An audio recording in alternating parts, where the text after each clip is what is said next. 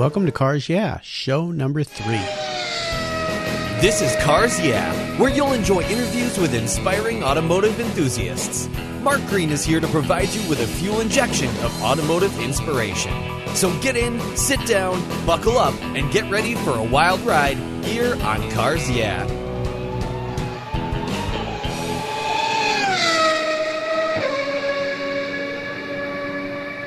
All right, automotive enthusiasts, I'm very excited to introduce my special guest today, David Bull. David, are you buckled up and ready for a fun ride? I am, Mark. Thanks very much for inviting me on the podcast. Great to have you here. David is president of David Bull Publishing, a Phoenix-based company specializing in motorsport titles. The company's books range from race histories such as the Sebring 12 Hours, the Daytona 24 Hours, and F1 at Watkins Glen, authorized biographies of top drivers like Mario Andretti, Vic Elford, and Mark Donohue, and official publications with Ferrari, Porsche, Honda, Suzuki, and Ducati. David's books have won many awards and are internationally respected for their rigorous editorial standards and beautifully illustrated designs. David graduated with honors from the University of Massachusetts. He's a Massachusetts native and lived in Harvard Square in Cambridge and then moved to Phoenix, where he's been since 1996. So, David, I've told our listeners a little bit about you, so take a moment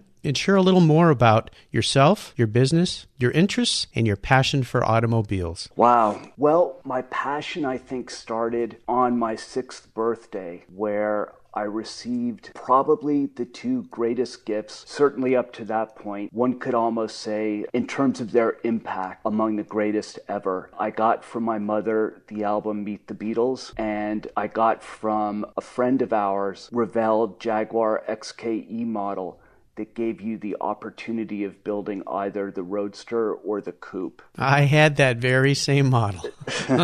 And that really, I think there's something fairly natural about children, especially young boys, finding themselves interested in cars and kind of tracking the differences. I used to pride myself on being able to recognize the taillights when we would be driving back from Woods Hole, when we would go down to the vineyard to visit family, and there would be non-stop taillights on the ride home, and I was quite good at memorizing and IDing what cars they were back in the day when taillights were really quite distinctive. Anyway, that's kind of the beginning of it all. And it never really went away. I guess during college, it got ramped up again, reading Road and Track, getting caught up that way, having friends with cars, whipping around with them. When I got out of school and had been out for about a year, I found in Road and Track an advertisement for an Alfetta Turbo Delta, which was a car built by Alfa Romeo for Group 5 rally racing. And this was the homologation special. The guy claimed that it was the only one in the country, and I thought to myself, yeah, right. But I had owned 2 Alfettas previously and was well connected thanks to the Alfa Club in Massachusetts, which was quite strong, and I had connections. I knew Don Black, who was kind of manning the ship, what was left of Alfa Romeo, and they were still kind of flirting with the idea of the Milano at that point. There was still some activity with the idea perhaps of more coming. That's why Alfa was still operational at the time. Don was extraordinarily helpful, and he did a bunch of research and said, I think that guy may be right. I think this is the only one. I've never seen one since. Unhappily, the car was stolen out of the barn that I had it stored in. Oh, no. I left the keys in the ignition, and the weekend before had been at Lime Rock for a track day, and I think the temptation was just too great for the kids who were visiting for a party, and they made it about a mile down the street, failed to negotiate a left-hand turn and plowed into a phone pole. Oh, no. They rode one of the guide wires straight up. No matter what it is, whether it's a Porsche, a Ferrari, an MG, an Alfa Romeo, once one starts getting interested in the mark itself, you get kind of pulled in. Moving a little bit more forward, I'm interested in how you got involved in publishing with the business that you're in now. Obviously, your love and passion for cars started way back when, but what pulled you into publishing? What brought you into that world? Yeah, it's kind of a funny story, and one that underlines, I think, how random events or pure chance can wind up having an enormous influence in our lives. In this case, I was with my girlfriend in Harvard Square getting money out of an ATM with my Turbo Delta. It was in front of an office building, and I ran into an old friend of mine, Michael Bentley, who I'd gone to school with from, I guess, 7th grade through 8th or 9th grade. We had been very close friends during school, lost touch around college, and it was something to reconnect with him. And when I found out what he was doing, I said, geez, Mike, you ought to hire me. I'll sell books for you. I had been working exactly 1 year in the air freight industry, and I hated that job, was really interested in making a change. And it got to the point where after doing a full year there, I finally said, the heck with it. This is interfering with my ability to make a career change. I'm just quitting altogether. So I had. And this was Bentley of the famous Bentley Publishing Company. It was, so many of us know. Indeed. Okay, yeah, awesome. At that point, Robert Bentley, and Robert was Michael's father. Okay. We were all incredibly young. Michael had been pulled out of U Chicago to run the company. He was about 22 at the time. I guess we were about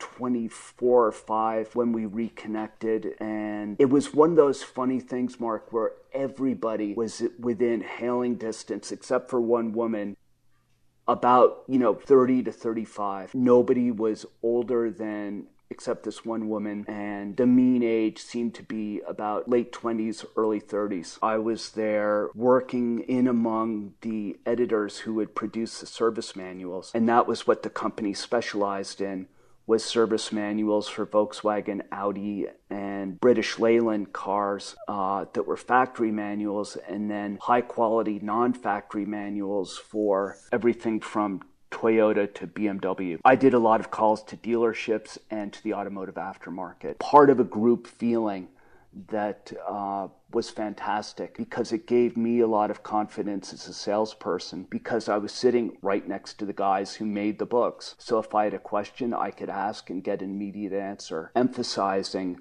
the amount of work, care, and detail that went into the books that separated the Bentley publications. So I would assume then those years were incredibly informative for you as you move forward. And where I want to go here is take you up into when you started your publishing company and what happened, what pushed you to get you to do that, to make that move, to get into the entrepreneurship of publishing, maybe. Obviously, there was a history there of learning and being around the publishing business, but what pushed you into that? Well, it's an interesting and gradual process. I had a terrific amount of energy in terms of coming up with book ideas, and the company started out as the precursor to Motor Books International. Robert Bentley did a terrific business importing motoring books from the UK. Tom Worth, who started Motor Books, was one of Bentley's biggest customers for a while, but it was Bentley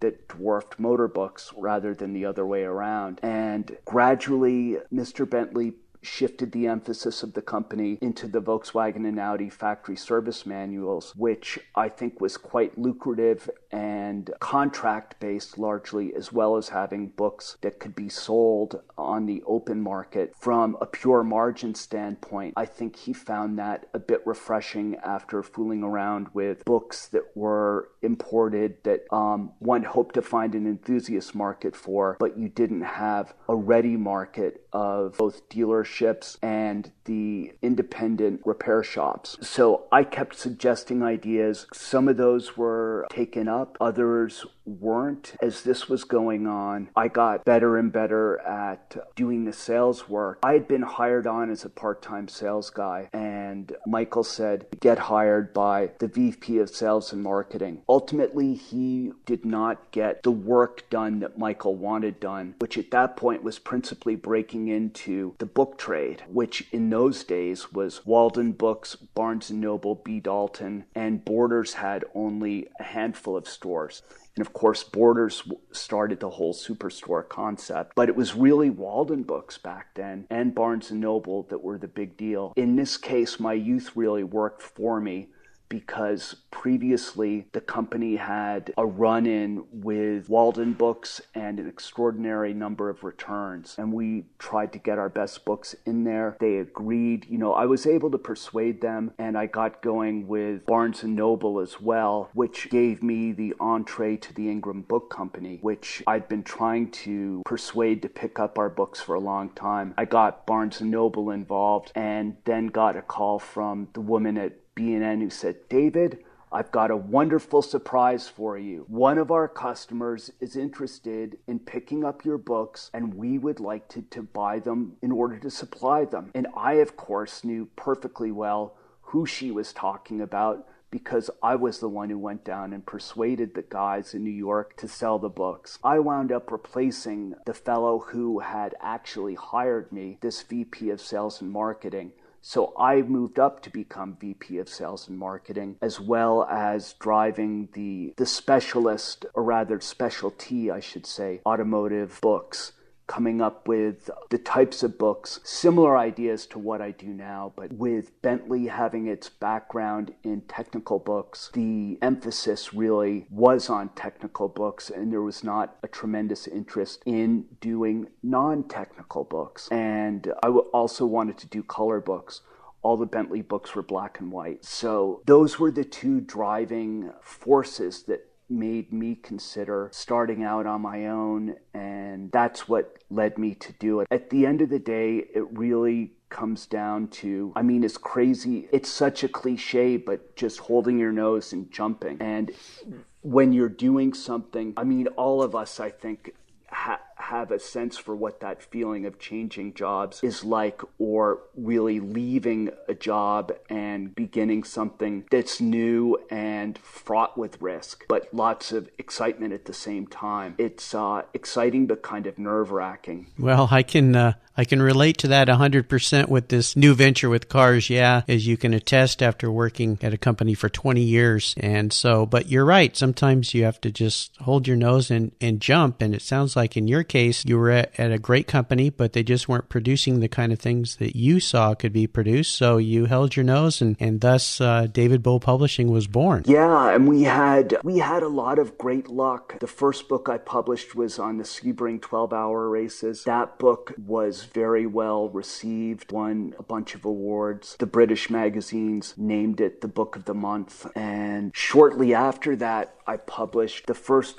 of many biographies that I would go on to publish. This one was on Mark Martin, the NASCAR driver. And this was back in 96 when the book came out. Mark at that point had been a runner-up 2, and it may have been 3 times behind Earnhardt in the Winston Cup Championship. I knew Mark a little bit because I had him write the foreword to a driving book that we did at Bentley. Mark's his own story. Very, very interesting guy. Once you got to know him, that was a great project. I worked very closely with him and with his father, Julian, in Arkansas. I spent a couple of days with Julian, and they were in Searcy, Arkansas. And here I am, this East Coast kid. I couldn't find Searcy on a map. I was mortified. And I had to go out there and spend time with Julian, but it turned out to be absolutely crucial to getting the book done. And I think it really set my mind at the right level for doing these types of biographies going forward, where you really get to know the subject of the biography quite well, and to do a good job with it. It's almost as though you have a doctor-patient relationship where almost any question, provided it's germane, appropriate, and of course answered in a polite way.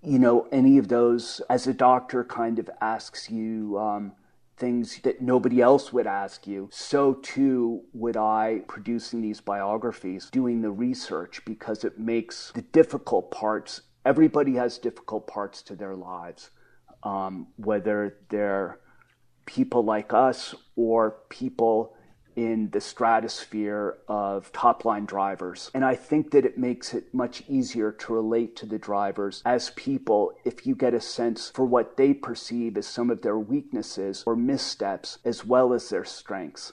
Everybody expects to hear great things about somebody in their biography, but I think it's very important to illuminate some of the troubles that they've had to make them seem much more real and much more laudable, or a greater role model, honestly. Oh, I think you're absolutely right. And we're going to get to that point with you in a second here. I have a question for you, something that I like to ask people is a success quote or a mantra that is important in your life. And I wondered if you could share that with our listeners. That's a hard question to answer. And you would think I would have something brilliant and derived from some of the wonderful people that I've worked with, like Mario Andretti, Vic Elford, Bobby Rahal, Mark, Rusty Wallace, Junior Johnson. Any of these guys, they're epigrammatic and eminently quotable. But the quote that kind of stuck with me the most came from a guy who I trained with back in Cambridge. And at that point, I was really quite fit. And my friend Dan, who was about 8 years older, said, without any regard for the people who were working out around us in the Nautilus room, stood back with a sweeping gesture with his arm and said to me, "Look at these people, David. You can learn as much from a bad example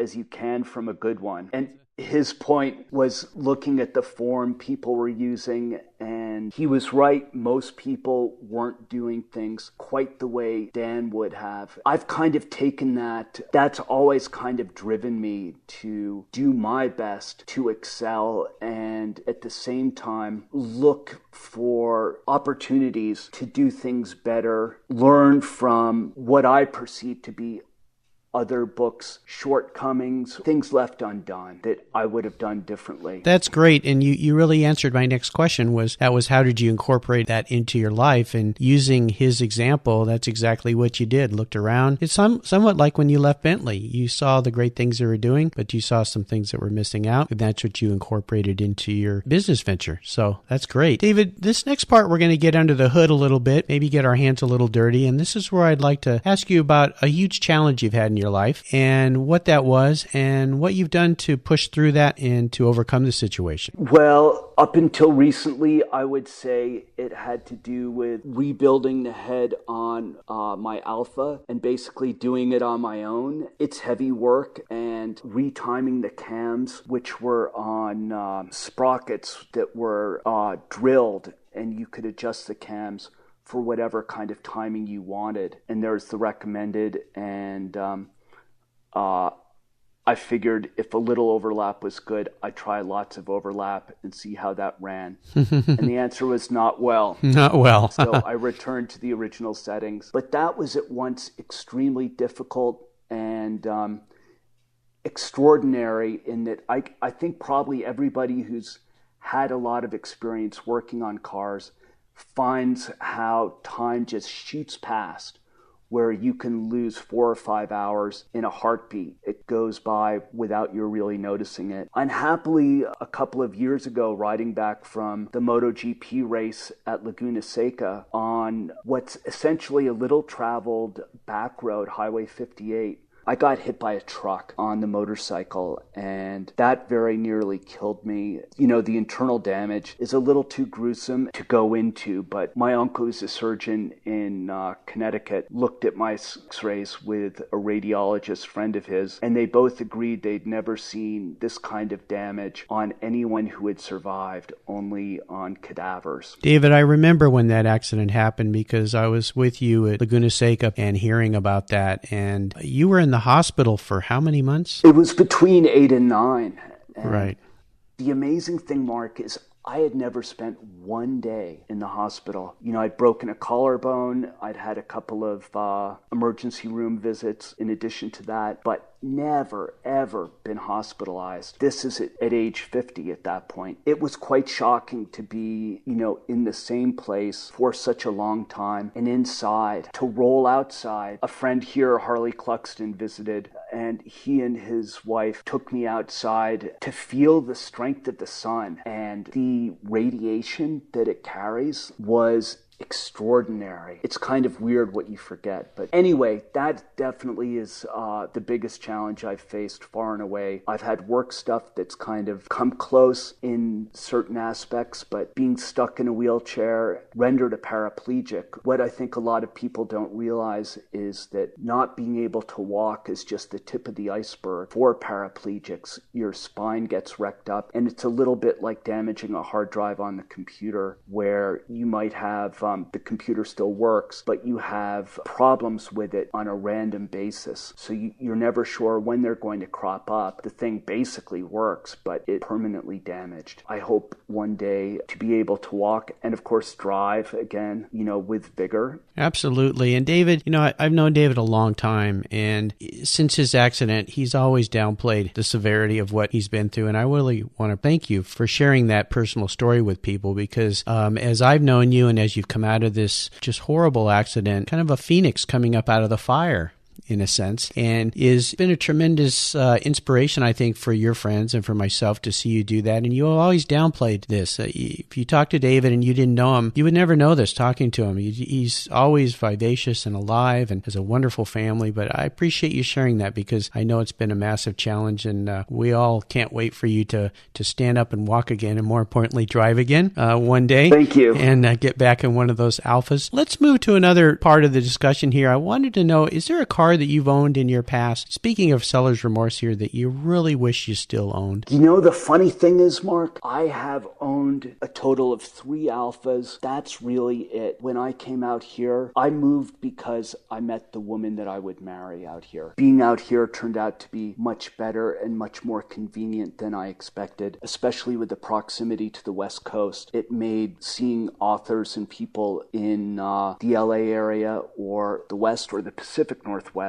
far less of a challenge. An afternoon's plane ride or an hour plane ride rather than a full day's travel. So we well, was there one of those Alphas you wish you'd really never gotten rid of? Well, the Turbo Delta for sure I wish was operational and curious. I'd love to get it put back to rights. I had 3 motorcycles and got rid of sold 2 of them, and I was left with my Ducati 888, which was a beautiful motorcycle that for me is the Ferrari 288 GTO of motorcycles, because it's the last version of the old style bike before the new technology took over altogether, and that was represented by the Ducati 916. And a great friend of mine bought the motorcycle from me. He's in Flagstaff. It's kind of like breaking up with a girlfriend, Mark, and she is sitting on a lawn chair in your garage every time you drive in or back out, and it was killing me to see the bike there. I called my friend finally and said, gee, when would you like to pick it up? While it was completely irrational, and even if,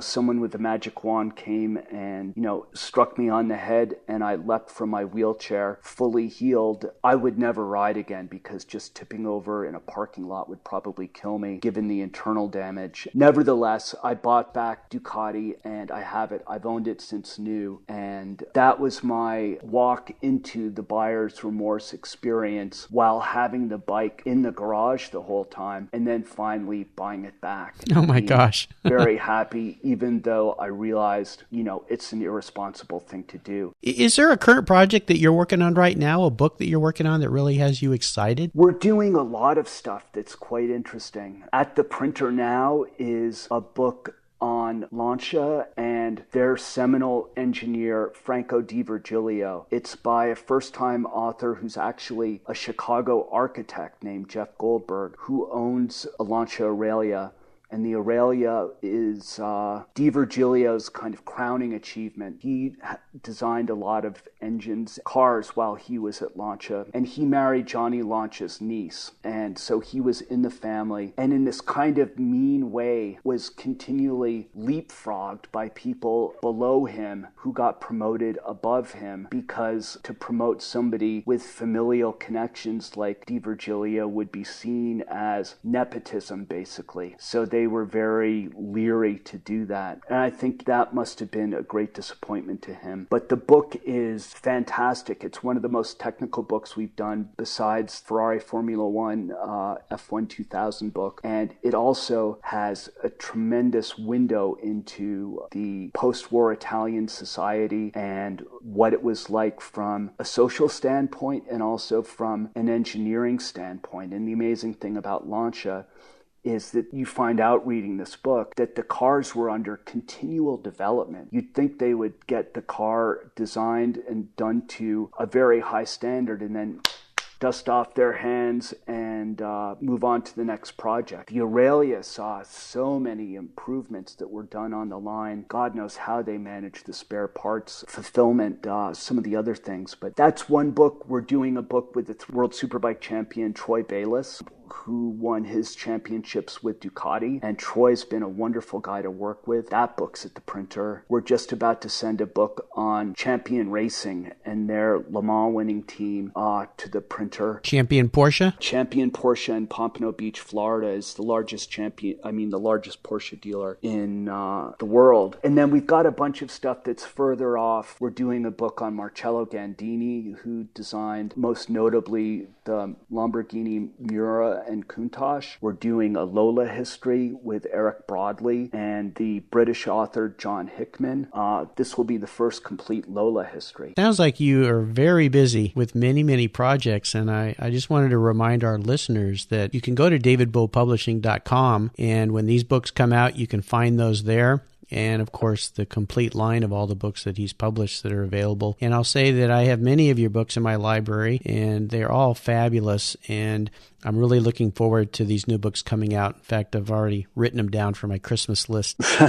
One of my favorite parts of our talk, and it's called The Last Lap. So we're nearing the end here. What I do is I fire off a series of questions, and you give our listeners very quick blips of the throttle answers. So are you ready? So, David, are you ready to go? I am ready. Okay. What's the best automotive advice you ever received? Wow. I think it was Alfa Romeo repair advice from Fred DiMatteo, who was the head of the Alfa Club in Massachusetts. He was helpful in so many areas, but the one I remember best is went to start the car, wouldn't start, couldn't believe it. And I called up Fred naturally, and he said, electrical connections need to be physically secure and electrically sound and clean. So take a piece of steel wool, go out, clean the terminals and the leads, put some Vaseline on them, tighten it back up, and the car should start up. He was absolutely right. I would never have believed it. So that's really stuck with me, and it sort of epitomizes the great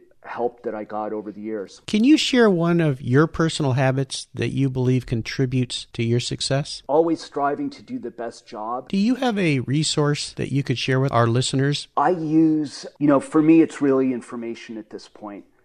So I spend a lot of time online, everywhere from the New York Times, where Tyler Alexander's book was reviewed last Sunday in the automotive section, his photography book, McLaren from the Inside. There's also a great website that's kind of useful for insiders called Motorsport Marketing Research, MMR, and that has everything from reports on car events to where to get seats refinished, restoration resources, etc. Now, this is kind of a funny one, and I ask everybody this, but it'll be unique for you. Could you share a book that you really enjoy with our listeners? That's so hard, Mark. Every book that we publish, it's a little bit like asking a parent to name his favorite child. Of course. That's difficult, and I think that they're all, in their own way, fantastic. Or if I have to push you hard, I'll say, okay, David, you have 5 seconds to choose your favorite book published by David Bull Publishing. What is it? Answer now. Mario Andretti, Driving Passion. There you go. Okay, I knew you could do it. That wasn't so hard. We're now at the checkered flag. This last question can be a little challenging for people. To quote a great automotive mark, it's a real doozy. If you could have only one collector car in your garage, something that you couldn't sell to buy other cars with, what would it be? This for me is very easy. It would be either a Ferrari 250 GTO or a Testarossa. And those cars, if you've ever had the chance to ride in one, which I have, but never driven one, unhappily, the cars feel so alive, so enormously responsive. They are exhilarating to be in. And just as a passenger, you can feel what the car's doing, that I can't imagine the extra sensation that one would get holding the steering wheel, operating the pedals, and the gear selector. They are amazing. The Testarossa you're referring to, would that be one from the 50s? Absolutely. Like the 250 TR? Or Indeed. Well, David, you've taken us on a great ride, and I've so enjoyed your stories. I want to thank you for sharing your journey with us today. Please give us one parting piece of guidance before you drive off into the sunset, and let our listeners know what's the best way they can learn more about you and your business and how to get a hold of you, and we'll say goodbye. Thank you very much, Mark, and thank you for having me. It's been great to talk with you. Our website, bullpublishing.com, as you mentioned earlier, that is a great place to see what's current, and also check out our backlist. And we do a good job of trying to keep current with it. We also have a Facebook page. It would be great if people would check it out, like us, and let us know what you think. One of the things that we've just come out with recently is Porsche's official 50th anniversary 911 book. So that's being shown on both the website and the Facebook page with excerpts and things like that. You can also call us. Our 800 number is 831-1758. That's 800-831-1758. 1758 and ask us questions. You know, we love talking with people. We're always interested in ideas, and this is a business in which I feel I have everything to learn. I don't take anything for granted. And is there one parting piece of guidance that you could share with our listeners before I let you drive off into the sunset? Gee, Mark, I'm the one who's usually asking that question of other people. I'm thinking in your case, it's probably one word: persevere. Sure. Yeah, I mean, that's ultimately what it comes down to, no matter what one's area of interest and expertise is. If you're not persevering, it's very hard to succeed. I used to joke that it was difficult I was dealing with two P's, publishing and parenthood. And those two P's were enough to have me ready for an evening cocktail when I got home from work. But adding paraplegia as the third P, that really pushed me to my limit. No more cocktails now because of traumatic brain injury, which does not go well with cocktails. But everything else still applies, the striving. And I guess if there's one last thing, and these things sound so trite, so forgive, being very grateful, stopping and being grateful for what we have, the importance of family. And I think it takes a near-death experience to drive that home in a profound way. I grew up without a father, and I'm very grateful that my children aren't put in the same position. I won't be chasing them up the stairs or running sprints with them. Everything else, I should be there, and I'm very glad of that. That's wonderful. Well, David, thank you so much for sharing your story with us today. It's been insightful, fun, and uplifting. And listeners, you can go to the show notes page, type in David Bull, and find all the things we've talked about here. And of course, listen to the interview again if you'd like. David, thank you so much for being with us. Until next time, we'll see you down the road. Great. Thank you again, Mark. Thank you so much for joining us on today's ride here at Cars Yeah. Drive on over to carsyeah.com to find show notes and inspiring automotive fun. Download your free copy of Filler Up, a fun book filled with gorgeous photographs of fuel filler fun, including quotes from more inspiring automotive enthusiasts. Download your copy today, and we'll see you next time on Cars Yeah.